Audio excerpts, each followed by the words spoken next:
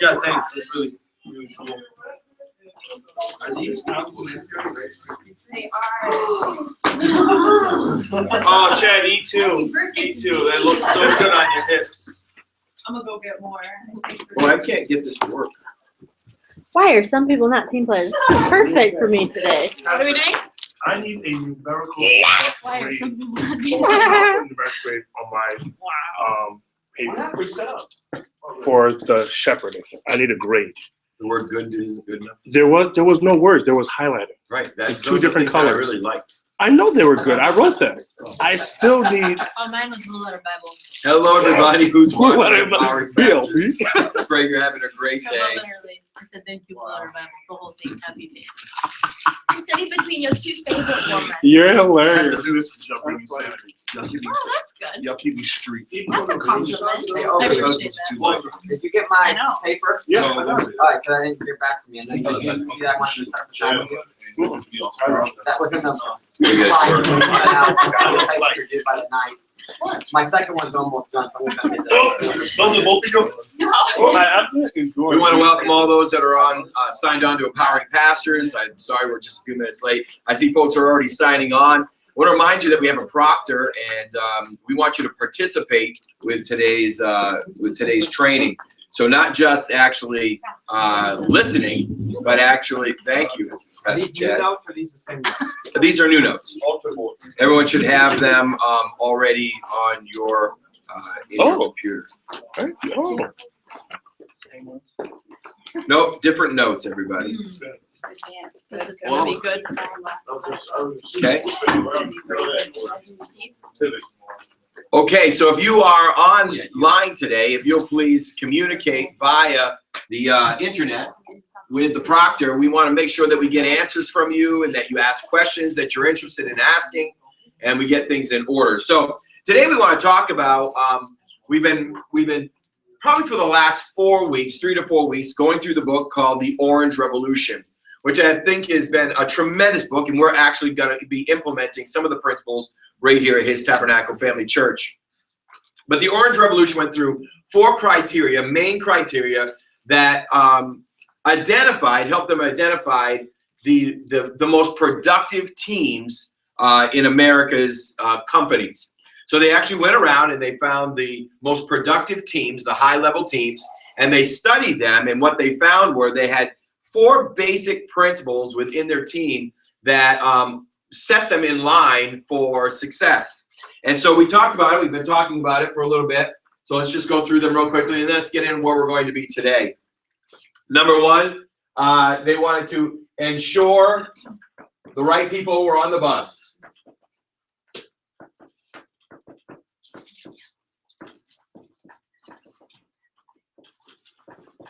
Number 2, they wanted to make sure that the vision was clear.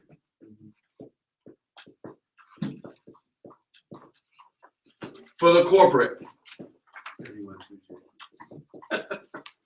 Number 3, they set up rules within the team. Now, the managers did not set up the rules. The actual people set up the rules. And then the last one, the main component that was seen was that they had a culture of appreciation. Now, we've gone through all of these.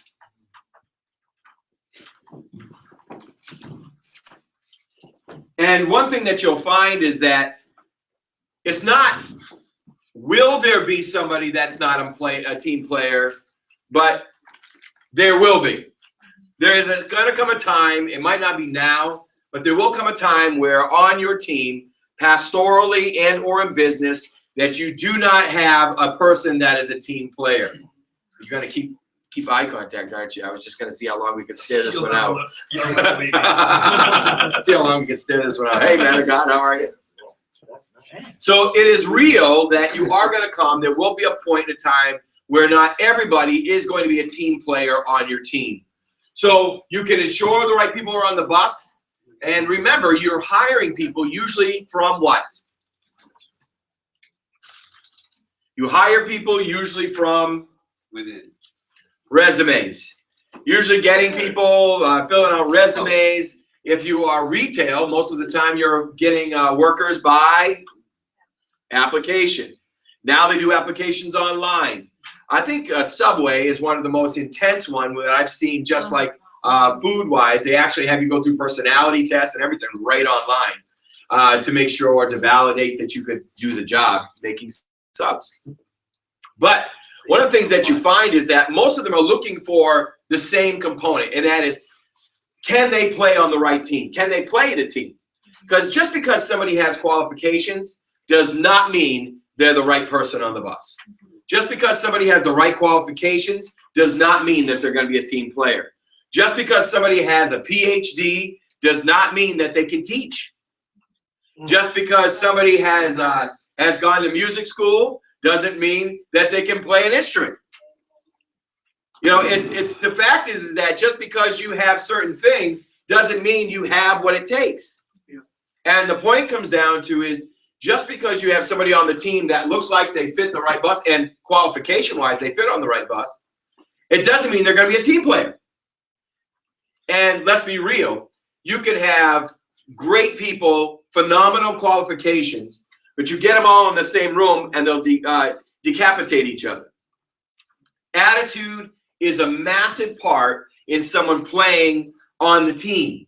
And you can't tell usually an attitude very quickly. I was telling you before about Lou Lanphier. Lou Lanphier taught me that you need to interview people at least 35 to 40 minutes. Because people will give you all that they know within 35, 40 minutes. But you keep them talking after a while, out of the abundance of the heart, the mouth will speak. So after a while, you're going to actually get what they believe. So he would ask the same question so many times. One of the things I find when I'm doing my empowering pastors training and or coaching with pastors is that 8-hour booklet, and in that 8-hour booklet, establishing people's vision so there's full clarity within the visionary. I asked the same question probably 6-7 times. And I've had pastors, one guy was actually looked at me and goes, listen, you know, I'm not paying to ask me the same question over and over and over again. And I said, no, but you are. Because what happens is with each time that question is asked, then you get a little bit more from them that they didn't give you from the past answer. So you're able to build, you're actually able to see who a person is. You, with hiring anybody, bringing them into your company or bringing them into your ministry, if you aren't able to spend a lot of time with them, you see their qualifications, you can see their capabilities, but you can't see their attitude. And with today's laws, and we comply to this as well, say a pastor leaves, and another church calls me for reference. I can't give them a bad reference. You're not legally allowed to tell them their bad qualifications. You have to dance.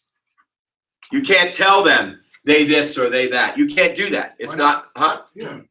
We were installed by our insurance company that we're no longer allowed to give bad, bad references for any employees, because they can turn around and sue you. Okay. Yeah. I mean, I guess they can sue you for anything they want. Oh, they definitely can. But yeah. Yeah, so our insurance company won't allow us to do that.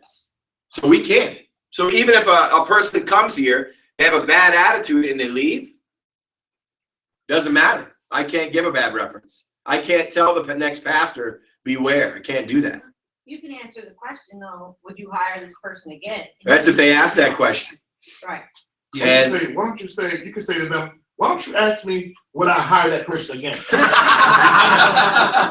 well, seriously, because my thing is,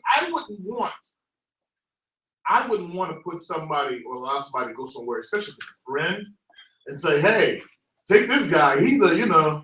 I honestly, and again, you know, at times I reflect on different experiences that we've had at the church. And I know some of the people it makes them nervous, staff times makes them nervous that I'm going to put you out on the line. But honestly, I had hired a person who was phenomenal at their calling, like really, really, really good. And the references I got were really, really, really good. And then when that person got here, I realized I had a really, really, really bad problem. because their giftings were phenomenal. Their education was stellar. Their participation in larger works was amazing. Their gift sets were over the top. But when they got here, I realized that they only led by fear. And so the worship team, oops, sorry about that. Worship team went from literally having a large crew down to no crew. And it was to where I had people actually diving into doors trying to get away from the individual. I watched and I had to address at times when during the middle of a worship set, someone sang off key and the individual would turn and glare at them in front of the entire congregation, and everybody in the congregation saw the glare. And I had to say, you can't do that. No, worse than that. It was a scary glare. And so it was a really, anybody who participated with that scare was a really scare. But the issue was everything looked good, but even though they had the capabilities of being the right person on the right bus, they weren't a team player. So it didn't matter what they had for capabilities.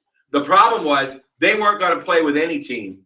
This is what they were doing, their agenda, their drive. This is what they were going to accomplish, and they did not care about you. Now, the other factor we found is that what do you do if all of a sudden you hire somebody, you bring somebody in? Now, with the insurance business, it was explained to me by Lou that it cost him to hire one person to do insurance, because you didn't just do insurance. They had to, I believe, get you bonded. They had to tests. They had all this training. He said it cost me between $40,000 and $80,000 to hire one individual. So he said to hire somebody was not a small ordeal for his company. It was an extremely expensive ordeal. So if someone only lasted 6 months, the company lost money because you were paying them a draw. You lost. So this is where there's a necessity to really sit back and say to ourselves, when we hire people, when we bring people in, we've got to make sure that they're a team player.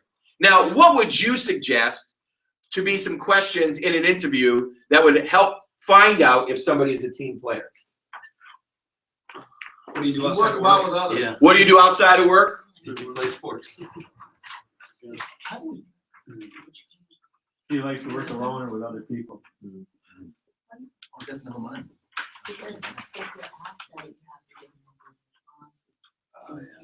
What was that, Brother Ken? Do you like to work alone or with other people?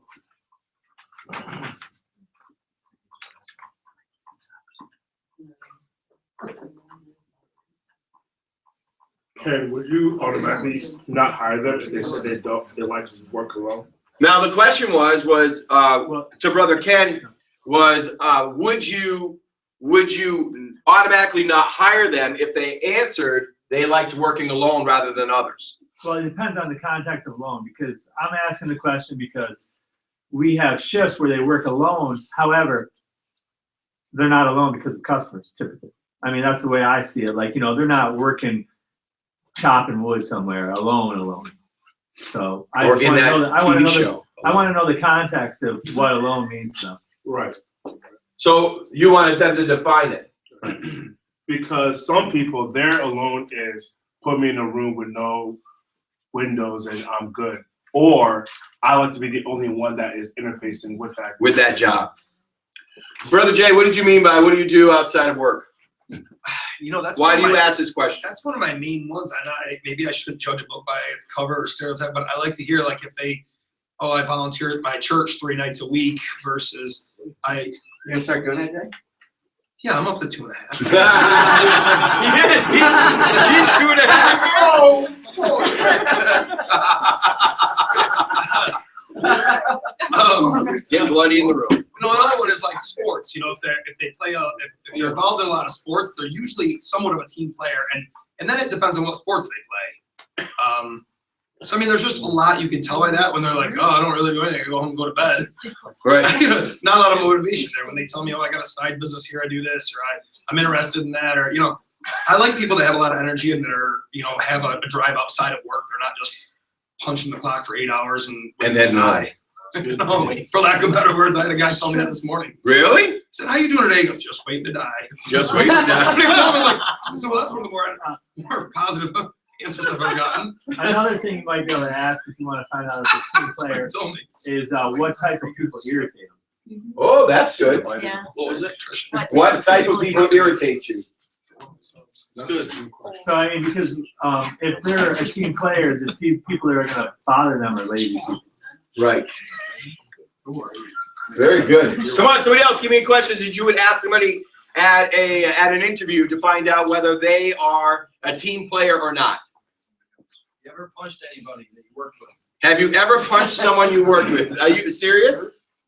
You want me to? Kidding. Oh, I like give me an example of the last time you had a confrontation at work or a disagreement at work or something you didn't agree with, and then how did you deal with that?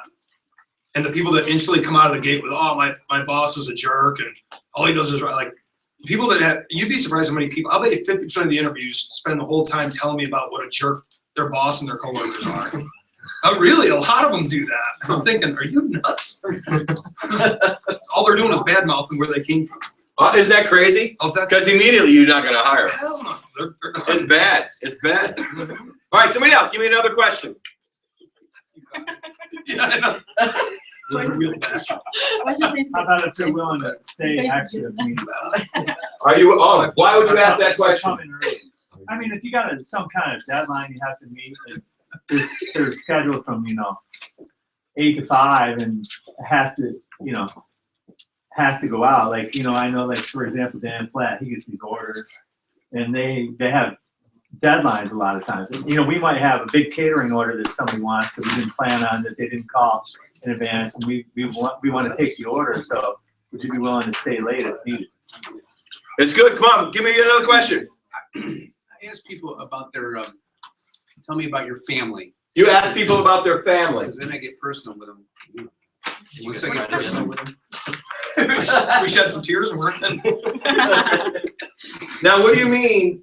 What would you ask them about their family? What are you looking that for? relationship between like their siblings or their parents, Well, how does that correlate to being a team? because if they don't have a good relationship with their blood, I wish you could hear Josh interview because he has no holds barred. He'll within 5 minutes of you probably. I mean, everybody knows Josh, but so what do you make a year? What's your average salary? I don't ask that. I'm looking at the guy's house that he liked. What do you make a year? But it works for him somehow. So Anybody online? Anybody online right now? If you want to just text right now or get on what do they call that, Cody? The chat side. You can please put up. We're interested. I want you to write these things down too, because honestly, you're going to come into a place. If you're going to grow, you're going to have to hire people. If you hire people, you want to make sure you ask the right questions. And what we've done is we're asking people who have actually hired people. Yes. I also ask about their strengths, and then I lead. I really want to know their weaknesses, but I ask what their strengths are first, and then I ask, I try to make them try to pop out what their weaknesses are. no, if you can ask them straight up what the weaknesses are, a lot of people will tell you that makes some don't. How about if you ask, if you had a way of doing things, it seems to be a lot better, but when I get company policies, how would you handle that situation? How is they going to deal with teamwork? Well, because you don't want somebody that's freelancing. All right. Oh. What was that one, Ken? I missed that what Josh was talking If you had a way of doing things, it seems to be a lot better, but it goes against the company policy, how would you handle that situation? Oh, yeah, sure. Where do you see yourself in 5 or 10 years? Now, the reason we're asking this question is because you want to be able to identify a team player or not as quickly as possible. I was sharing before you got here about probably the most detailed application that I've ever seen is for Subway.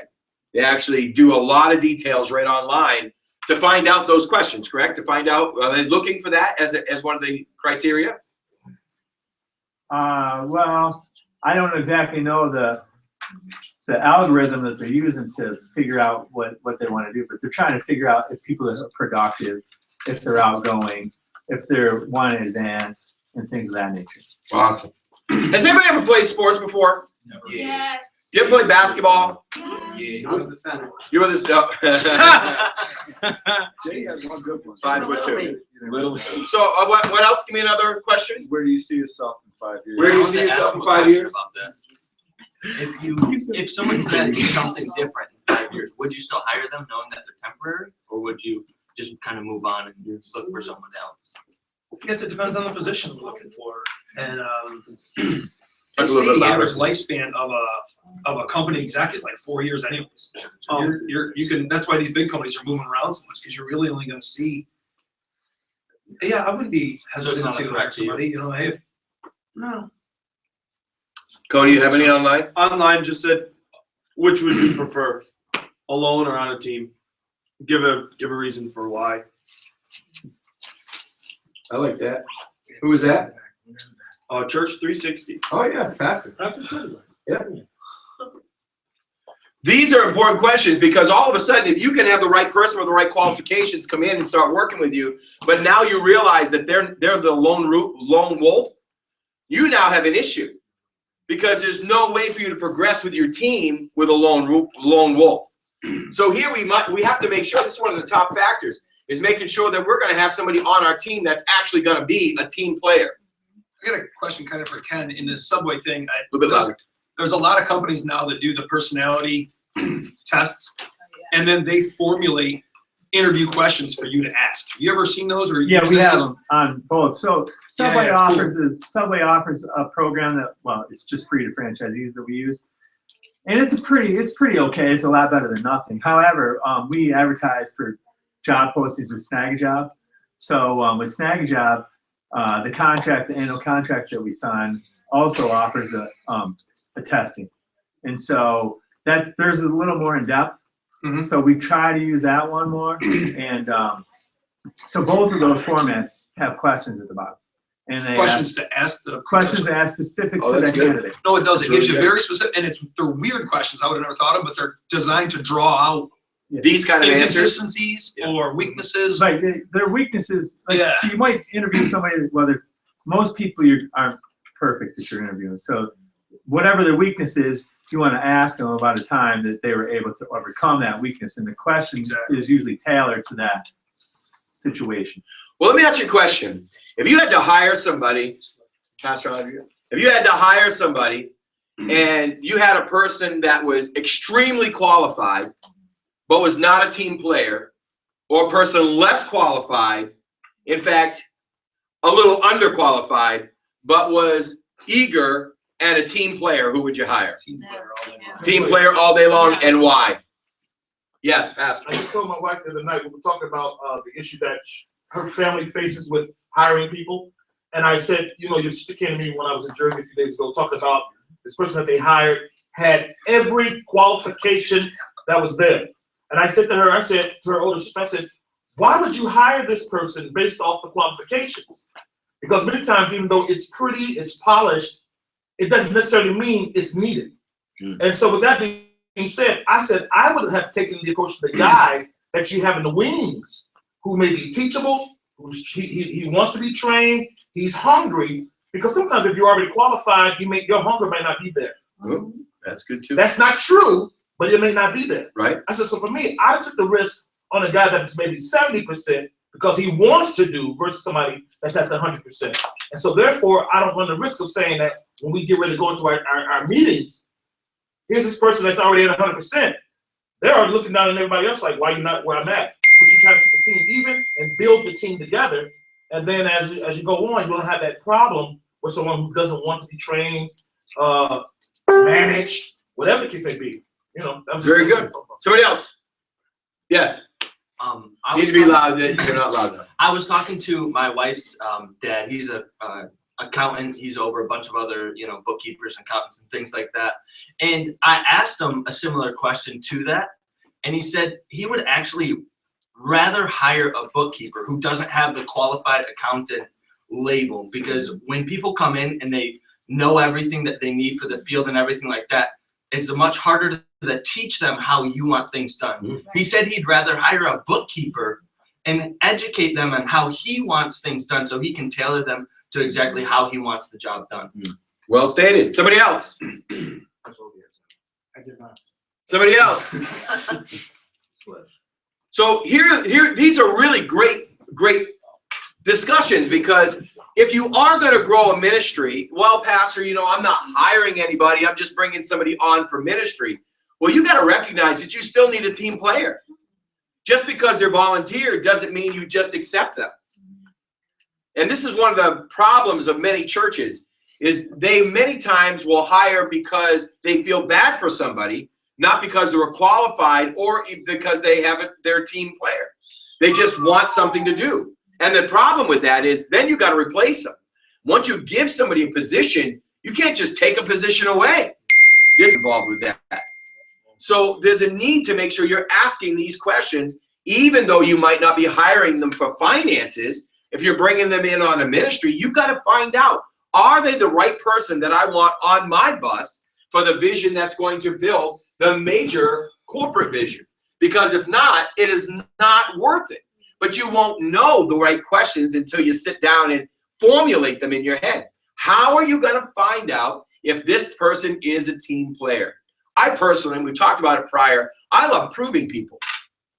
I believe you have to prove people. Now, for those that are in the corporate world, you don't have that choice. You can't say, hey, why don't you get on here for a month or two and see if you really like it or whatever. You might be able to give them a 6-week trial period, but really, honestly, most of the time in the corporate world, when you hire somebody, you hire them, and then you're probably going to have to fire them. But there's a need in ministry to make sure you prove people. You must prove people. The proving of people allows you to bring a person on position, yet at the same time not put yourself in a position of danger if they're not going to make it. Because if they're not going to make it, you know nobody comes by themselves, and very few people leave by themselves. So there's got to be an understanding of fallout, and that's why you must be willing to ask specific questions. Now, when I was a kid, in 6th grade, we won the championship in basketball in the 6th grade. Now, I was still short, and I played, physically height challenged, and I played hard. Okay, you guys see the eyeballs. I'm getting in the front row, so I wasn't really great, but there's this kid named Jimmy, and Jimmy was really short, but man, could he handle that ball, and was he fast? I mean, this kid was fast. Well, we were going to the championship, and what we found out was real quick that Jimmy won most of our games. I mean, he was a great shot. He was fast. He wasn't good under the boards, but he very rarely missed. And so a lot of our games, when you looked at how many points we won by, usually it was Jimmy. Jimmy did the thing. And so here we are. We found out real quick that when Jimmy got the ball, nobody else was going to. So the team did not win that championship. Jimmy won that championship. Well, you won, didn't you? Not really. I mean, the goal is to always play by team. And what happens if Jimmy gets hurt? You've got to have a team that's going to be strong, that's going to be melded together with one heart, with one mind, with the corporate vision being clear in front of them. You've got to have these people that are willing to work, to build up, to strengthen each other. Listen, if you don't have a team, then you don't have to worry about a culture of appreciation, because everybody's their own little lone ranger, and they don't care what you have to say. They're going to run you over if you get in their way. So why are people not team players? Well, there's a lot of reasons. Sometimes people are just simply insecure. You ever met an insecure individual? Insecurity, they don't want somebody else's talent to look better than theirs. They don't want to look bad. So they'll always just make sure they look good, and they make sure that they don't become part of the team because, well, also if somebody else is not good, they don't want to look bad. The fact is that if you have a low self-esteem, segregating yourself is normal. Separating yourself is normal. You do not want somebody on the team who has a low self-esteem. Now that's difficult because in today's world we have an enormous amount of people that have very low self-worth, even as believers. As believers, we've got to get down to knowing who we are in Christ, because that will make us strong employees. or strong leaders, or strong business owners, or strong pastors, or strong department heads. We have got to have a strong self-esteem. We've got to know our God. We've got to know who we are as our God has said we are. We've got to know that the wounds of our past don't have to be the debilitator for the future. We've got to know these things. We've got to address those places that we have a low self-esteem in. And we've got to look at them and honestly be able to deliberate and then calibrate how we're going to fix that issue in our lives, or else we will segregate ourselves from being team players. Number two, they might be just a poor communicator. How many of you know people that are poor communicators? Most people are poor communicators. Well, why are people poor communicators? Never taught. They were never taught. So how can you teach someone? What do you do to teach someone to be a good communicator? I taught a class. You taught a class. How to communicate with tact and professionalism when I was on the national. He was on the national training, what do we want to say this? And one of the classes that he actually taught for a corporation that goes into a town, and what do they charge? $199 or something like $199 for, they have a bunch of corporate people come in, and you taught, what was the class called? How to communicate with tact and professionalism. How to communicate with tact and professionalism. Well, you know why companies will send somebody there? Is because they have the potential to be a strong team player, but disqualify themselves by decapitating the rest of their teammates. You can't disembowel somebody and expect that they're still going to like you. You can't wound them, degrade them, demoralize them, talk down to them, and think that they're going to say, yay, team. Just not going to happen. Most of the people that came to that class were like told they had to go to that class, they'd be fired. I remembered one lady came on the first break crying to me that she had to get through this class so she could keep her job. So actually the companies that were sending people to this class were companies that this person either had to go to the class or get fired. Communication's big. Well, why is communication so large? Know what's going on? Wow, we may need this communication thing. Why is communication such a huge thing about being a team player? It builds trust. It builds trust. Builds relationships. Builds relationships. Accountability. Accountability. I know that on a Sunday morning, watching Pastor Johnson, many of you might not watch Pastor Johnson as he's doing worship. I love watching Pastor Johnson. And when you watch Pastor Johnson, he's communicating to his team in the middle of worship with no words. He's telling his team where they're going. He's telling them where they're going back to. He's telling them the direction. Well, why is that? Well, because he's the team leader, and his job on a Sunday morning is to usher in the anointing of the Holy Spirit that will destroy every yoke of bondage. And you might be saying, well, you know, he's just leading a set of music. No, he's not. Because if someone's heart isn't touched by the anointing, then they won't receive the word the same way. That might be their only opportunity to go to heaven. Mm-hmm. So by watching him, it's very interesting on Sunday morning. You know, I know just a few of the hand signals. I do some hand signals here and I do some hand signals there. And he's actually learned mine. We've never talked about it, but through just the 2.5 years, he's learned how I react or how I move. And therefore, the music will actually shift. And we're communicating without words. We all know that 98% of all communication is nonverbal. So there's a need to learn how to communicate. How do you teach the people that you work with to communicate?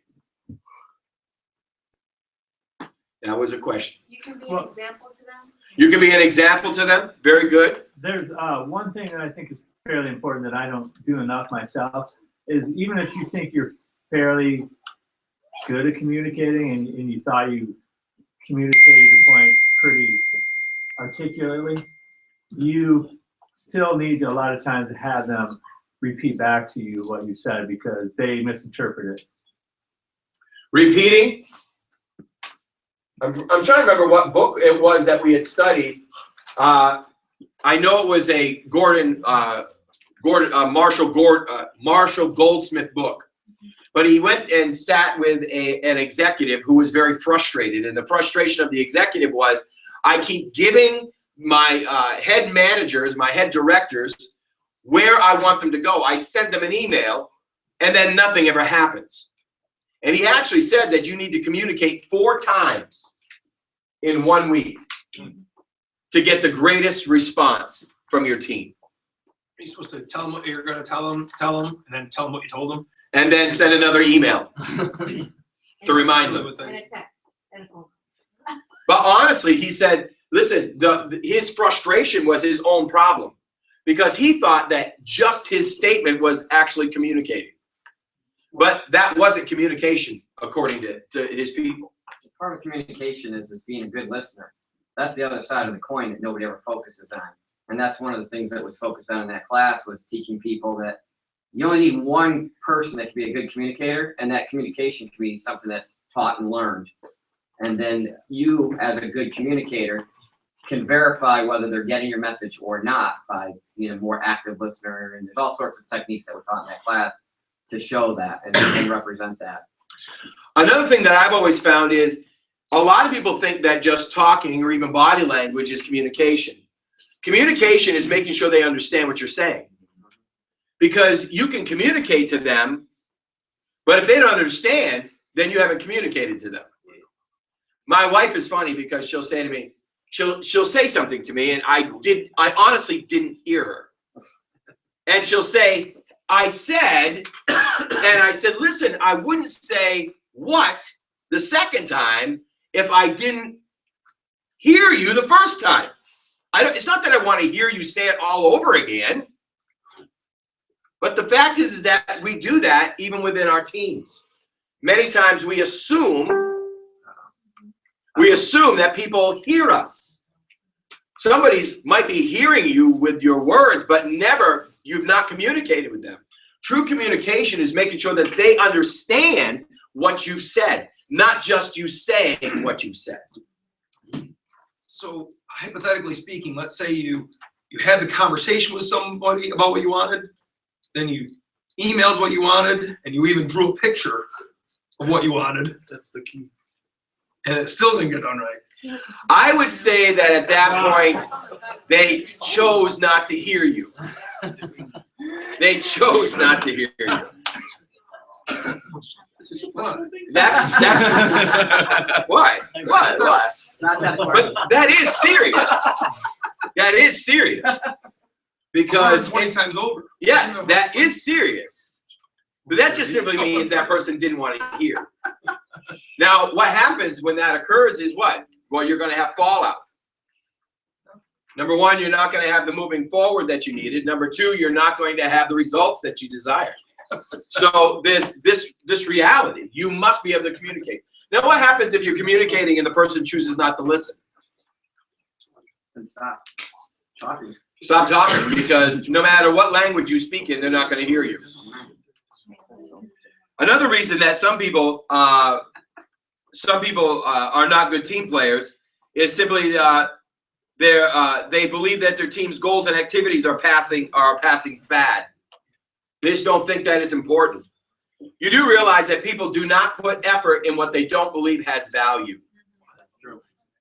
So if that person is on your team and they don't believe what you're doing is valuable, then it really doesn't matter how much you talk to them. It really doesn't matter how you encourage them to be the team player. They really don't care. That is that Lone Ranger individual. And honestly, those kind of Lone Ranger individuals need to be let go, because you are never going to move forward with that type of individual. There are also people that are poor time managers. They need to work on their balance of their work, family, recreation, and worship. Their activities are inconsistent with their work, religion, and cultural values. So some people are simply not good team players because they can't even manage their own life. They can't manage their own life. There's no way for them to be a team player because they can't get their life in order, never mind their work life in order. Some people are unwilling to grow and or change. There's another reason why we have people that aren't team players. They are just sucking air. I was actually talking to a pastor not too long ago, and this is exactly what he told me. I said, we do training on Tuesdays. Love to have you. And he said, well, I really just don't have time. And I'm thinking, well, he's got 50 people in his church. How do you not have time? You know what I mean? Then he simply said to me, well, you know, honestly, I'm going to retire in like 5 or 6 years. He said, and I'm just going to skate here until my time is done. You're going to find that that person there as a leader, as the leader, will never create a team of people so that when he retires, he'll pass nothing on that will have legacy. And there are a lot of individuals that way that we have come in. Well, you know, I've got 5 years to retirement. I'm just going to soak it through. Well, you know, I'm just here. You know, I'm just doing my job. Leave me alone. I talked to one individual at one point in time, and I said, I need to send you away for training. And their statement to me was, listen, I don't need training. And I said, really? I said, well, I think it'd be good for you to get into another environment so you can get fresh water in the pond. And they said to me, I don't want fresh water in the pond. I don't need anybody to teach me. I know what I know, and that's what I want to stay with.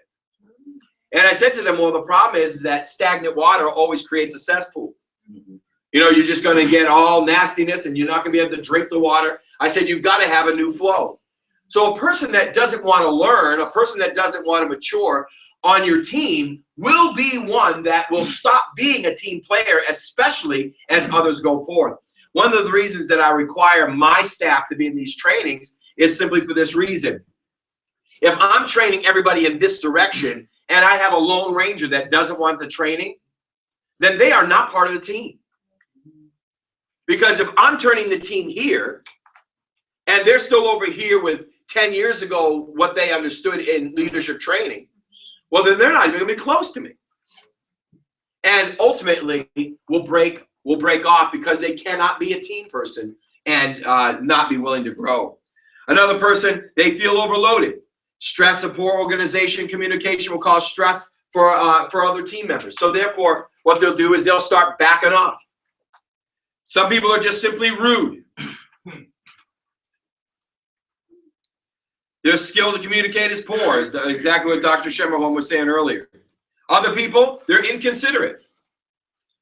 They don't care about what you think. They don't care about what you know. They don't really want to communicate. They don't really want to be part of the team. Will you just leave me alone? I've got my job to do. Let me do my job and go home.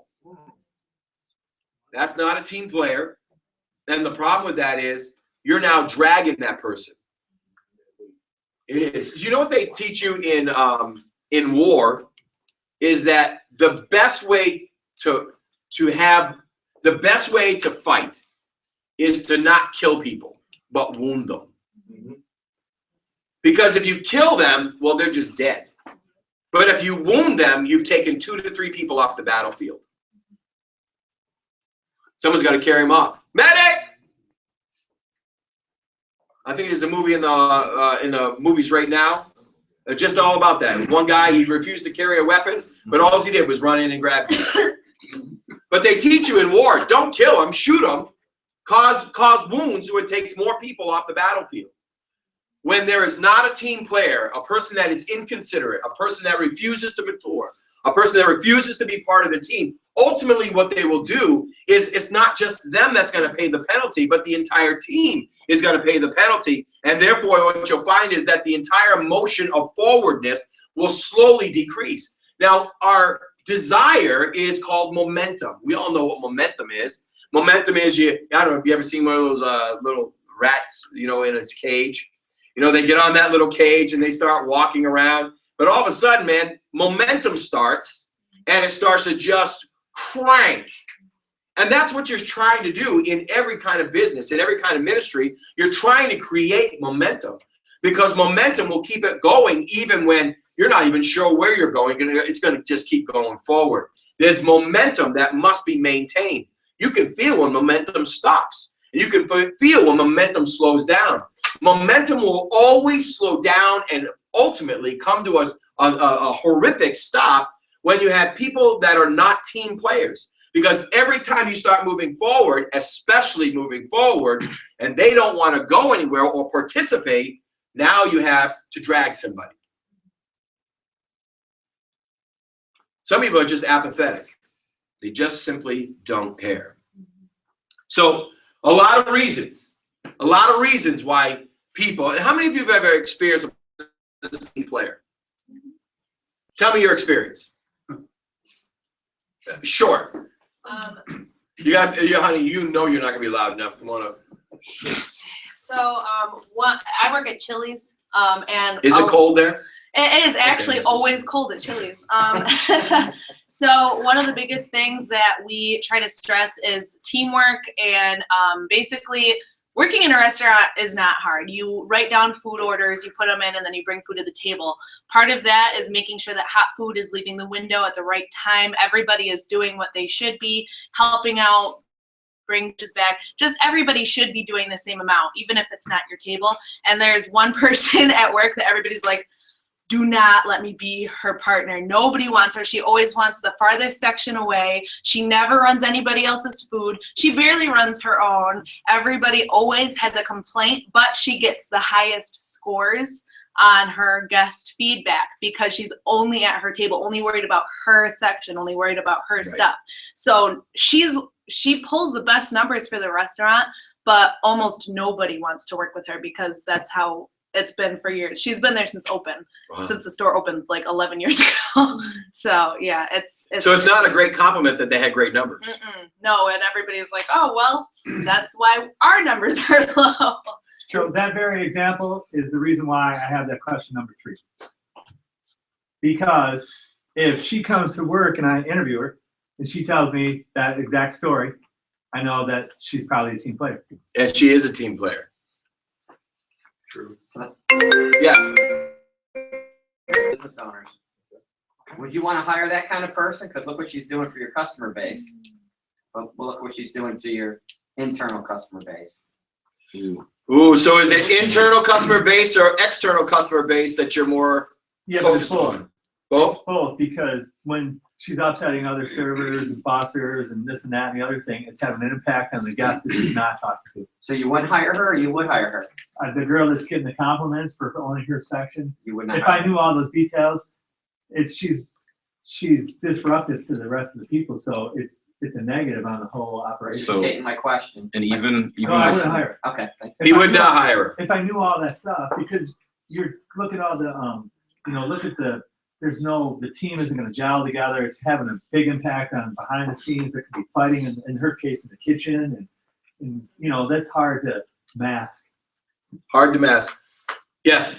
So even going on that. A little bit louder, sir. So most of the time, even with like Men's Warehouse or anything like that, we have people that aren't team players, but for the most part, everybody's been a team player. Somebody's numbers may be higher than most. Somebody might have better customs, better R2R numbers or anything like that. And if one person's just getting all the stuff for that, that shows that there's no team there, because now everybody is not gelling with that one person, even though that one individual's doing all right or anything like that. It means that everybody else is suffering because you're taking all the clientele, you're taking all the people out of reach of the team to know the actual team. Like Nick could have half their people and then still have a relationship and people coming in and everything like that. So even just keeping the whole team involved and everything like that. I mean, for the most part, and I was going to say for football, really quick, we had this one player that wouldn't pull his own weight, wouldn't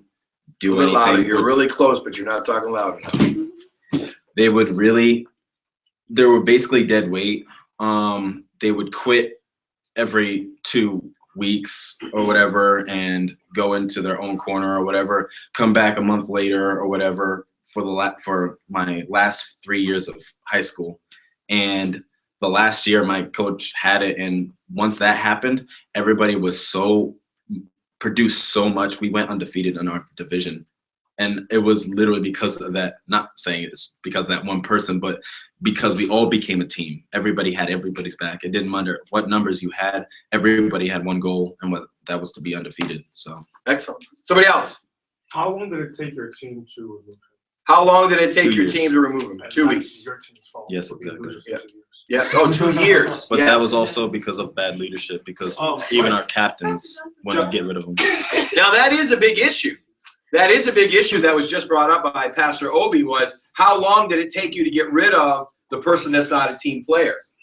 Because that does leave lasting impact. Yes. John Wooden said that on his basketball teams, like he got the best of the best recruits. He won like 10 NCAA championships. And he said that there was one specific year where they had like an all-star point guard, but every time that point guard would have a great game, they'd end up having a really close game where they won or they lost. But when the backup was in, the team gelled better. So he actually benched the high scorer, the high performer, in terms for better team production. Yeah. So every time team production is going to beat one lone person's numbers. Yeah. Awesome. Okay, so what do you do? I'm sorry, honey. I got to keep going. What do you do when somebody is not going to respond as a team player? There has to be a plan. And this is something that I'm going to share with you has been my weakness. I've definitely gotten better about it. I'm doing really good with it now, I think. But in the past, this was my weakness, was acting swiftly enough or acting to where you eliminated a person that wasn't a team player. I'm one of those grace people. Well, I give everybody 10,000 graces. And I'm good with that. I like that. I'm never going to end that. But in certain areas, you have to. Certain areas, you have to. So what do you do when someone's not a team player? Number one, invite and encourage dialogue with the people involved. Remember we talked about team rules, and that's number 3, set up rules within the team. When you set up rules within the team and a person is not a team player, that is, and say that's one of the rules that's set up, you've got to have the entirety of the team there. Remember, one of the processes of the Orange Revolution was there are no surprises. And that is, nothing is kept under the sheets. Whatever is there, you talk about it, which is not comfortable. It's not always comfortable confronting people. It's not always comfortable saying things that are not going to make somebody else happy. But it is important, if you already know it's there, to communicate these things. So number one, you've got to invite dialogue and encourage dialogue with the people that are involved. So let's say you have 3 people involved. One of them is just a Lone Ranger, and the other 2 are absolutely frustrated. You've got to pull all 3 of them in and simply say, hey, listen, how can we work this through? How can we get you to the place and the position where you're going to work with these other 2 teammates to get the job done? You know, I've seen it to where I've had situations where people have communicated with me where they were frustrated at work, and 3 people on the job, supposed to accomplish the same job together. 2 of them had to do it by themselves. The other one had their own little idea that they were going to try to figure out themselves. And so 2 of them actually did the whole job. They didn't want to work with them. They didn't want to participate. Well, that person wasn't a team player. If they're not going to respond, then you have serious issues. You got to develop trust. And how do you develop trust within the team? You have to have a relationship with people first. Relationship with people. Jay's been saying over the last few weeks, a lot of his men actually spend time together after work. I've encouraged my staff strongly that they should be going out to lunch or going out to breakfast with other team members of His Tabernacle Family Church consistently, monthly. I'm not sure if they've done that. But again, this is a whole factor of we get busy in our own lives and we still stick to ourselves. Number 3, talk about underlying issues and allow the outsider to express him or herself. Number 3, consider the strengths and weaknesses of the non-team player and think about whether they're a more suitable role within the company for this person. And that goes back to number 1, ensuring the right person's on the bus. Sometimes you have the right people on the bus, but in the wrong seat. What happens when somebody who is a Lone Ranger decides they like their seat? That's a problem. When they start taking possession of what it should be team, when somebody says to me, well, that's my ministry. Well, honey, you don't have a ministry. Last I knew, it was the ministry. You don't have your own thing. Well, that's my ministry. What are they doing? Well, you don't have a ministry. I had a youth pastor at one point in time said to me, actually, I walked in on one of their trainings, and in the training was, and this is our youth ministry. And I stepped in at the exact right time, and I said, oh, I'm sorry, it's my ministry. I said, because the vision flows from the head down. I said, and I didn't get it myself, I got it from God. So you don't have a ministry. And this is what happens. We've got to pay attention to these processes.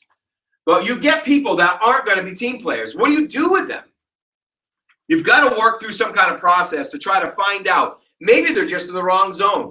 we had an individual at one point in time working in our children's ministry. She was a person that was a volunteer, nice person. You talk with that individual, and they were very just nice. They were a nice person. But what ended up happening was they were mean to the parents. Like a parent would be 5 minutes late for picking up their kid, and they'd ream them out. Whoa! And the children's minister said to me, Pastor, what do I do? What do I do? They aren't a team player. They're not trying to encourage the ministry. They're actually, we have parents that no longer are coming to the church because of this person. And I said, well, let's look at what they do. Do they love kids? Yes, they love kids. Are they good with the kids? Yes, they're good with the kids. Are they good with the parents? No. So we know automatically they cannot communicate with an adult. We've got to make sure that whatever they do, they can't communicate with the adult. Well, the problem was everything in the children's ministry demanded that they would talk to an adult. So what we did is we created a position for that individual because their skill sets would allow them, because they had passion for the children, would allow them, and they were more than willing to go out and buy all of the children's product for that entire week. So we actually created a job for that individual to go buy all the product, but yet never work within the children's ministry. Yes. So let me ask this. Was there more value in the position that was created, or was there more value that you didn't want to lose that person? Because I'll answer that. Every person has value. Correct. The challenge is finding their value. So if they're not a team player, well, then they're a Lone Ranger. There are things that every person, everybody has value. Everybody needs to know they have value. Mm-hmm. There's something that you can do within your company, and if you can't, then you just got to let them go, to where they don't have to be part of a team. Mm-hmm. I put her in a position she didn't need to be part of a team. She was part of the whole by buying, but ultimately she could not communicate. So we created a position that needed to be filled. We still needed someone to run around and buy all the product. Okay. And rather than take somebody who was a good communicator out and get them out buying product, I got a Lone Ranger to go out buy the product, and that person stayed in their position and could focus more on communicating with adults and the children and doing greater ministry. So that position has value independent of that person being in it. Absolutely. Okay. Absolutely. And it actually built the team. She was on the team, but a Lone Ranger. Because I think that it's important that either be business or church, there's a finite amount of infinite things that we can do. But at some point, we can't just create just to please. At some point, they still need to come into these like four or five things that you are a right person, you're on the right bus, and according to the will of God, this is your seat. If at some point you just don't get that, then they're not on the bus. Conversation. Well, and that actually is the last one, and that's this. If the individual shows no inclination to cooperate, continue to be disruptive, then you don't have another choice. You got to let them go. T.D. Jakes says it best when he lets people go. He goes, "May the Lord bless between me and thee until we see each other in eternity." Mm-hmm. He said, it was such a good let go. He said, I let this woman go from our church, and I got a call later. Did I just get fired? There's ways you can let people go. Some people you just can't be nice about it. It's just going to do what you got to do. But at some point in time, you've got to evaluate. If a person is not going to be a benefit on the team, and they're unwilling to shift and change and grow and mature to be a team player, and you got to let them go. I've had that happen. I told one guy, I need you to do this. He said, I'm not going to do that. I said, then I'm just going to let you go. And he was mad. He said very bad things about me. He lied a lot about me. Still lies a lot about me. But you know what? I couldn't keep him. I wanted to keep his wife. I couldn't keep him. Couldn't keep him because he refused to be a team player. It was his agenda only. And the problem was he was leading an entire team. So there was a loss. And that's life. Have you ever fired somebody? Yeah. You ever fired somebody? Yeah. You ever fired? Oh, already? Not at this business. Not at this business? Oh, that's right. You're a banker. That's right. Fired somebody? Anybody? Not yet. Not yet. His business is growing. His business is growing. He's got his work ready to go. Not yet. Soon, not yet. What's your name? Daryl. Did you see Daryl sit up? Oh man! They should know they're getting fired. I mean, I think that if Yeah. you do it completely right, they already know. They already. Exactly. It wasn't. You didn't. I will tell you, in the church world, they don't. You didn't. They should have already saw it. Well, they should have already had clear communication that it was coming. Right. And with that, we went over last week, Pastor Bina Ebo, which is a national training on how to discipline. Number one, once you discipline, you bring them in, communicate what your expectations are, which should have already been communicated. Second time you bring them in, there's penalty. Third time you bring them in, you're giving them a time off. And fourth time is termination. And Ken, I think that the reason why it's so different is in the church world, there is a lot of fluidity between our roles and the things that we're touching. Our commodity, we can't put a price tag on it. So we have to be a lot more careful. But in the corporate world, it's very simple. Easy. 1 through 10, this is what you should be doing. And I can easily track if you're doing that or not. Within the church world, you can do that, but there's just so much more impacted if you do have to extract someone. So it definitely is different. And I think because at the end of the day, a sub may cost X amount, but the price tag on the soul, it's invaluable. You've got to be incredibly careful. It is a tremendous challenge. But we all have the same job. We've got to create teams. Because remember, if you don't create teams, you can't grow. If you don't want to grow, well, then you got to go. What about in the case of like the ministry? So you got this person, right? Could just a little flip on what you just said, because I think you could also actually, I mean, it's possible to actually think you're trying to save the soul and actually cause them to run completely away. So say I'm that person, I want to work with the kids, and then you come up with this scheme to like get me out of doing this job I want to do, and I'm like, this dude is screwing me over, man. and you know, forget that. I'm not going to that church anymore. I'm, headed right back down to Sonny's. Right, Sonny's. Which is a bar. They have church on Sunday mornings. They have church on Sunday mornings. They do.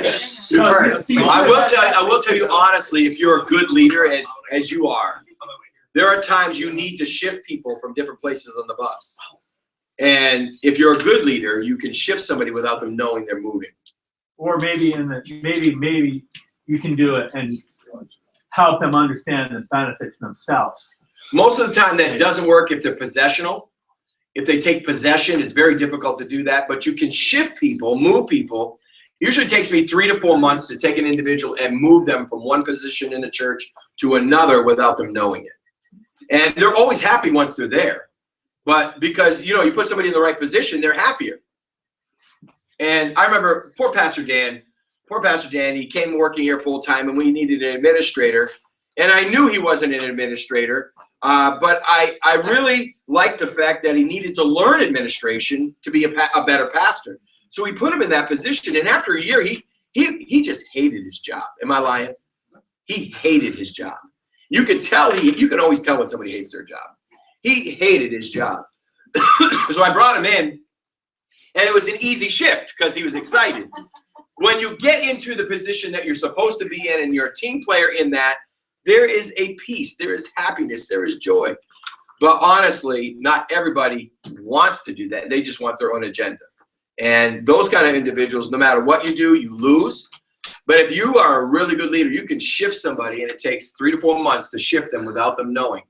Some people have said to me, you take too long, you're too patient. I'd rather be patient and keep somebody who has great value just in the wrong position than axe them, cut them, chuck them, and then you have greater fallout. So it is tactical. The Bible says that the world many times is much wiser than the church. And it's true. The world is much wiser than the church many times. And you have to be a strong enough leader and a wise enough leader that you're not thinking 1 step ahead. You're thinking 5 steps ahead. If you talk to the business people here, most of them they already know where they're going in the next 5 years. They already know what they're going to accomplish, what their goals are. They have at least an aim. They might not know all the details, but they have an aim. And that's business. And what happens in the church world is we forget that. You've got to have that. And you've got to have people that are willing to have that. So if you have that in your heart and your mind, then you can shift somebody. And it's not, time really is not an issue. You can shift somebody, move them without them knowing, saving a soul, and at the same time putting in the position that they're going to excel in. But everybody's got to be a team player. Questions, thoughts, declarations. Do you guys like a little bit of this? We've been doing this format for 3 weeks where we're more talk back. I love your ideas. They're great. Now, I would encourage you to take some photographs if you're a person that's going to end up hiring people. I take photographs of that right there and keep it in your phone. And because what will happen is you can, instead of creating your own, you can use what other people have already used. That's called wisdom. All right. Anybody have questions? Thank you so much. Have a great day.